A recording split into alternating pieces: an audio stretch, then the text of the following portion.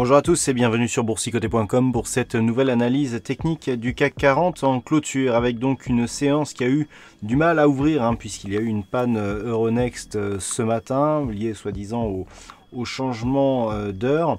Toujours est-il qu'après donc cette ouverture tardive, le CAC 40 a marqué une séance de rebond s'inscrivant ici au-dessus de la zone des 4952 points. On a testé ici la résistance oblique sur laquelle je vais revenir sans parvenir à la casser en clôture, et donc au terme de cette séance, le CAC 40 clôture à 4989,35, regagnant 0,44% par rapport à la clôture de vendredi. Alors, une séance qui s'inscrit dans, je dirais, dans une configuration dans le suivi de ce qui s'est passé la semaine dernière, avec cette zone des 4952 qui a joué son rôle de support toute la semaine. On n'a jamais clôturé sous cette zone et donc on a oscillé autour de l'extension de Fibonacci qui avait été définie ici par la phase de rebond et qui agit bien ici comme zone de support. Alors par rapport à la résistance oblique, on voit que cette résistance n'est pas encore franchie. Nous allons voir que selon les unités de temps, je dirais cette configuration peut paraître discutable, mais nous verrons aussi que cette résistance peut être paramétrée ou replacée d'une manière différente.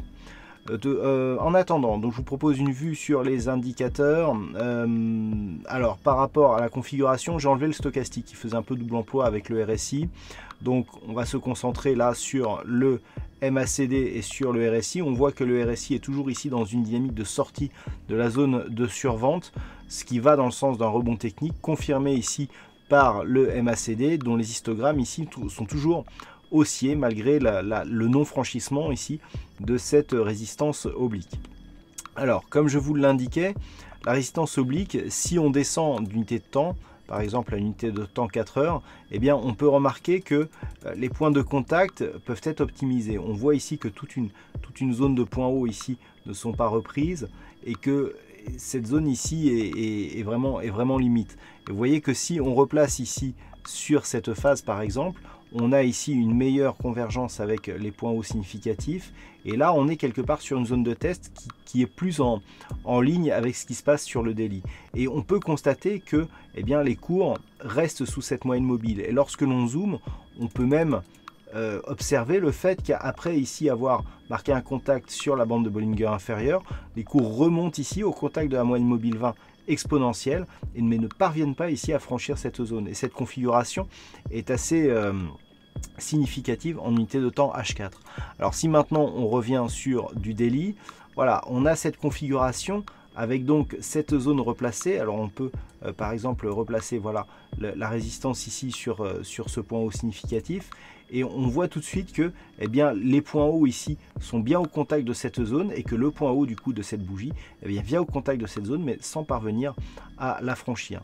Donc on reste dans une dynamique plutôt baissière, les volumes sont légèrement inférieurs à la moyenne, donc on n'a pas de conviction ici sur cette sortie.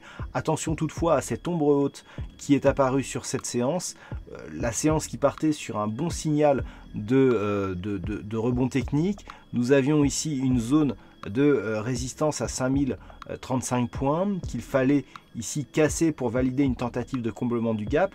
On est encore une fois venu au voisinage de cette zone, et cette zone continue à agir en tant que résistance. Donc tout cela n'est pas très bon signe pour la suite.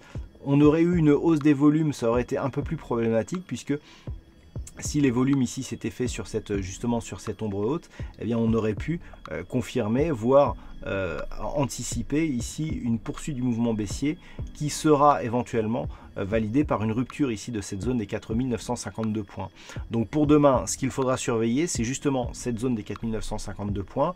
On n'est pas à l'abri ici, suite à ce test, d'avoir une reprise du mouvement baissier. En cas de rupture de cette zone, et notamment si les cours clôturent en daily sous celle-ci, on validera la poursuite du mouvement en direction des 4830 points. Par contre, en cas de rupture ici de la résistance oblique, qui se situera demain approximativement ici entre 5000 et 5010 points, on pourra attendre un retour ici sur la zone des 5060. Tant que cette zone ici, les 5060, n'est pas franchie de manière durable et significative à la hausse, on ne pourra pas parler de rebond technique. On ne pourra parler que de rebond technique, on ne pourra pas parler de retournement. Ce n'est seulement qu'à partir de franchissement de cette zone que l'on pourra éventuellement reprendre une perspective haussière, tout du moins sur le très court terme. Voilà donc ce que l'on peut dire sur cette analyse technique du CAC 40 en clôture. D'un point de vue statistique, alors nous étions plutôt haussiers ces derniers jours, les choses commencent à changer, c'est beaucoup plus équilibré pour les prochains jours.